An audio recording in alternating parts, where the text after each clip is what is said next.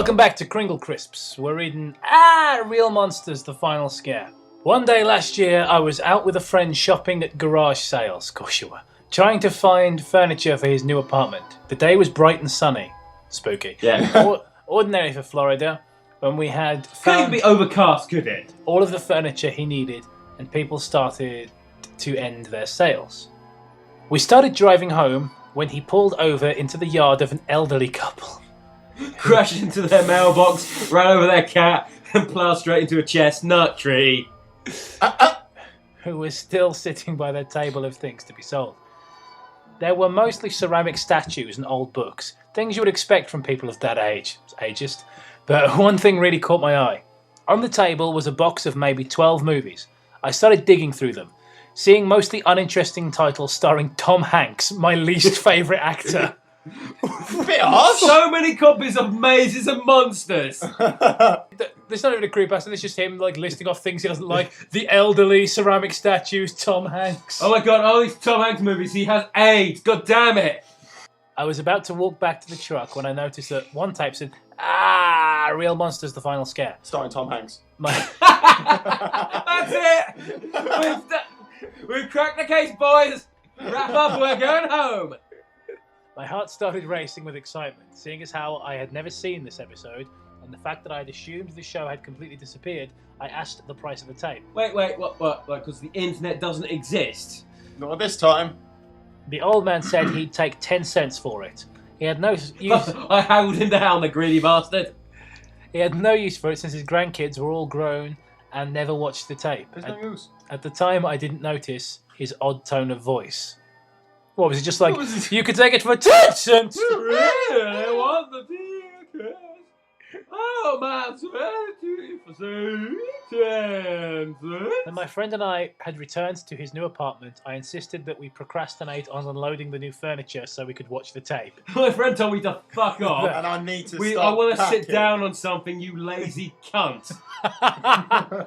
What, like, no, let's not put the furniture in. You are the worst moving in, buddy. Let's, like... He agreed, for some reason, and put the tape into the built-in VCR on his small television. Which was just lying in a corner. The episode started with 10 seconds of static, not entirely uncommon in a VCR. It started with static, and then some weird white text came up that said, tracking. Then cut to the dump. In place of the normal dark colours of the beloved cartoon were almost painfully vivid hues, the most prominent of which was a disturbing, realistic blood red. So, it was really bright. That really bright kind of red blood. Yeah, the really realistic, vivid, bright red blood. Not just that, but it's like there was were these bright, vivid colours. So no, it's so scary because everything's bright and colourful instead of dark and dingy. Oh my god, it's like an episode of My Little Pony. Ah! Yeah, and then suddenly, the bright fucking colours, realistic red, realistic blood red. Well, blood's dark. Yeah. There's a reason why it dries brown. Anyway, disturbingly realistic blood red splattered over the trash and soaking into the dirt, the texture of which was more carefully drawn than normal. The soft sound of static continued in the background. They put effort into it, scary! While the camera... Nickelodeon put effort into their animation, and it wasn't Avatar The Last Airbender. The soft sound of static continued to the background while the camera slowly zoomed in towards the washing machine, which was now dented, scratched, and splattered with small bits of brain matter. I cringed at the appearance of the familiar dump that had been warped to look so horrific. Like, really? That's what you cringe? Like, oh, the dump! It looks like a mess! When inside the Monster Academy, most seats were empty, except the spots where Crumb, Ekis, and Oblina were sitting. Zimbo, the obnoxious monster from the episode Ekis and the Red Zimbo, We was all remember flying that around episode, don't we? in a clumsy... I barely remember the Classic. show. Yeah, I don't really remember the main characters, so I don't remember the one-off tosser. Flying around in a clumsy circle around a malicious-looking angry Grumble, looking as though someone had stabbed him in his left wing. The Grumble looked up at the trio with hyper-realistic eyes. Whoa. So it's sculpted. Take a drink. 3 shots. Ugh. His red lips twisting into a horrid grin. He held up a single finger as if to indicate that he wanted the monsters around him to stop talking. It was just flipping the bird. Which was quite unnecessary considering the fact no one was making a sound. Excuse me while I kiss the sky! And they shot off into space. Tonight, He hissed. the 4 of you will team up and perform one final scare. Tonight, A team scare up. so horrifying that it will be your last. You must complete it soon, like our fallen brethren have already done. He looked at the ceiling and paused for maybe 30 seconds. It was really awkward. Yeah. Go, now! He screamed, causing Ickis to cringe. No. It's not fucking Santa. The first sign of movement from the trio of monsters. Ablina uttered something under her breath, sounding like, Iam est vicus audad advenio. Crom nodded. Sorry, by the way, that's a joke about Conan, if anyone's, because it's a bit of a stupid joke. Crom Nodded and added, Iam est vicus quandam poro in abyssus. He's asking you about the Riddle of Steel.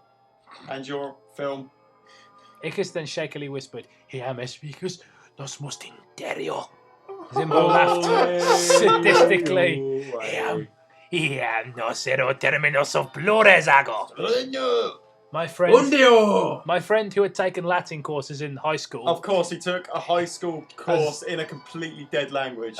My friend had taken taken Latin course in high school. He was 65, whispering those phrases in English, making the hairs on the back of my neck stand up. Are we gonna see them in English? No. Right. This creepypasta makes you work for your scares. Just like, oh, you want to be scared? You got to look that shit up. It's not my job to scare you as the author. Wait. Yeah. The scene then cut to black for about a minute, then slowly brightened to reveal the 4 monsters hiding in an alley, malice in their eyes. Oblina picked up Crom, throwing him out of the alley. Is that still Crom, funny? what is best in life? Ah, buses. Speedboats. Under a bus, a look of genuine shock on his face. Photorealistic blood splattered over the front of the bus and the streets as I watched my favourite character die, his eyes rolling to the feet of a small child who began to sob. Wait. Were these eyes rolling down the street? I believe they were smoking entirely. Sipping on gin and juice. So the eyes had a really eventful day. The rest of the body, not so much. See the eyes just bouncing up and down like they're in a one of those idiotic jumping cars. Just fucking in a low rider. His eyes so money supermarket. He began to sob. The blood on the windshield caused the bus to swerve, hitting a young family and smashing them against the side of a large building as the remaining 3 monsters remained hidden in the alley, chuckling in an unnerving demonic manner. Is this the final destination of creepypastas right now? Just one thing leads to another and eventually it all ends in shit. Maybe, because you've got shit on one side and shit on another. Let's put those hands together. And now we have shit on both our hands. Now we have shitler. What have we got? Our hands are covered in shit. Ickis, you're next, Oblina screeched enthusiastically. The camera zoomed into the face of a small red monster who was shaking and stuttering helplessly in fear. A single tear dropped from his eye as he looked at the litter on the side of the road. As he hesitantly nodded, Ickis put on his normal scary face, but the context was all wrong. Much like the grammar, making the lovable monster an unnerving beast too aware of his own fate. A beast version of Air Masculine. Ickis then walked slowly to the centre of a group of people watching an obese street mime intently. I just picked up. There was this fat mime. Nothing scarier than a mime. What if we make him fat? Too spooky for me. He's miming eating pudding.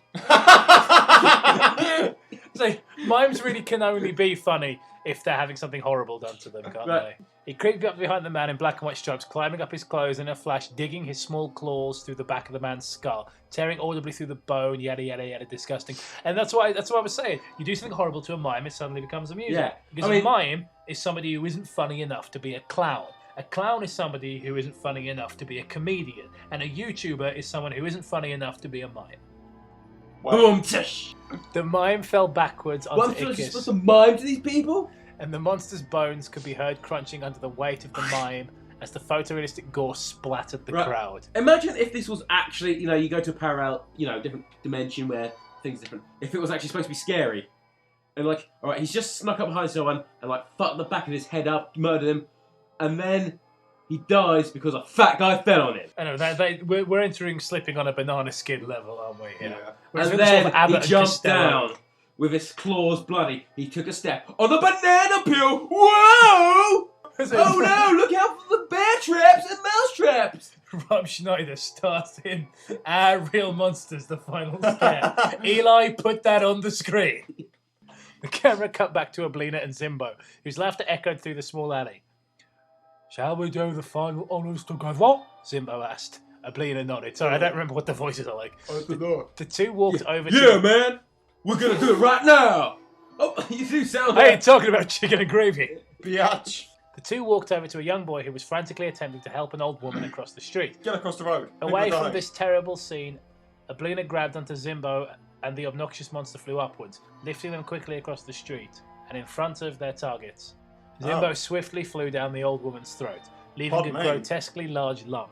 As the sound of small wings beating against flesh could be heard from inside, the lump that was Zimbo jerked around uncontrollably for a moment before the sound of Zimbo's wings silenced and the lump in the old woman's throat stopped moving. Can I just say, we got throat, we got beating, and we got jerked in that in them 3 sentences. I was going to say, I'm sure this guy was horny. At first, it seemed like Grandma was doomed, but what they didn't know was Grandma, in her youth, was a 12-time cock-sucking champion. She had taken bigger loads than Zimbo, so she yanked him out of the throat, and then sure you could him in the face, and then she went on to beat up a Bin Laden. But then no one was around to record it. Conveniently. So they blamed it on SEAL Team 6. The woman, now blue in the face, fell to the ground. Grandma? Grandma! No, no, no, no, no, no, no, no, no, no, no! Shia LaBeouf was screaming violently. He ran off into the woods and wasn't seen for a long time. He then began to smash his head onto the pavement, the wounds getting worse and worse until the screen faded to black. The camera cut back into the Monster Academy, where a blood-splattered... You know there's no camera, don't you? Where a blood-splattered Ablina stood in front of the Grumble, who had an evil grin on his face. Ablina, how marvellous. He said as the scare played out on screen. Don't know if it was a scare, it just more seems like a series of horrible murders. Yeah. You managed to kill all of these humans and trick the others into sheer suicide. Sheer suicide. This is the best scare I've seen in decades. The Grumble stared at Ablina for maybe a minute, its grin only growing wider and more grotesque before saying the words, Congratulations, valedictorian. Dun, dun, dun! When the episode ended, my friend and I stared at each other in total shock. He was shaking violently as if having a seizure before going still. Falling backwards. There was no couch to catch him! He hit his head on the ground. If only there'd been something soft and sofa-like. You know, if only we didn't just sit there, procrastinate and watch this shit instead of unpacking like the the vapours! I am. As he fell backwards into his non-existent chair. Maybe you should have just unpacked the anti-epilepsy cream or something. Whatever. Creep! Oh! The epilepsy! Just rub it straight under your eyes! I can't see. I'm cured epilepsy because I'm blind! I took this tape to the Goodwill nearest to my house. What a dick! Oh my god! I did that once, and it was a bad move. Thinking back, why didn't you just go to a bunch of lonely orphans and show them like, hey kid, you want to see something fucking disturbing? No, it's not a dead body. Or my penis. Thinking back, it was a horrible idea, since I would never wish this episode on anyone. So if you're the unfortunately nostalgic person to find this tape, burn it. I wouldn't want you to suffer through these horrid nightmares I've been having lately, ...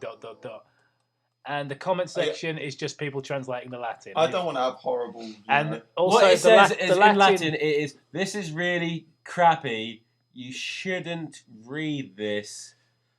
Thumbs down, 0 out of 10. It's pretty incredible how... Eat at Joe's. How bad this this Latin apparently is, according to Maximus 7. And he should know, right, being a Roman. Now is the time that had come, as it did and is the deep. Now is the time. Now is the time we must die. Now is the best time of our lives. Now it will be... It was the blurst of times. End of a number of weeks ago. I've had the time of... I'm going to have nightmares now. This is shit. Right, Toby, thoughts on Our Real Monsters, The Final Scare? Our Real Monsters, The Final Scare, not as bad as Mario. It was a good sequel to the one that wasn't before it, so I'm glad this isn't the sequel. So, football. Yeah. I have no idea what Toby just tried to say. Well, I have no idea what just happened. Matt. So it was dumb. It's sort of an I'll say enjoyable in terms of us making fun of it. Yeah. I don't expect this to still be on the Creepypasta wiki tomorrow. If I'm honest. This is the thing, though. Right? I mean, it's a night like in terms of like other crap we've read so far. It's like Not as bad as a lot of the other ones. No, it's not like this is it's just not like drill your own fucking brain out bad. In terms of like how bad it is, it's a nice, enjoyable one. Yeah, as contradictory as that sounds. Yeah, it's crap, but it's enjoyable. It's just like laughably bad, isn't it? Like it's just that's all it is. And to be honest, I enjoyed reading it because that's the kind of story we started doing this show for in the first place. So thank you to the people that sent that in. We had a couple of people send that one in. Thank you guys. And I want to know why the fuck they at the beginning bit of Creepypastas. Why do they go into so much detail about nonsensical bollocks and then they go, oh, the actual story and it lasts about 5 like paragraphs. what about the elderly people and their like ceramic statues? Not why did he hate what's his name so much? Tom Cruise. What was this big problem? Like it was. Yeah, it wasn't. I always hated Tom Hanks since he hunted down and ate my father. All right, so thanks, Tom Hanks game. Thanks for watching. That's been Bad Creepypasta. And peace out, yo. Like, comment, subscribe. Bickety bam. Yeah. And watch Dreamcasting.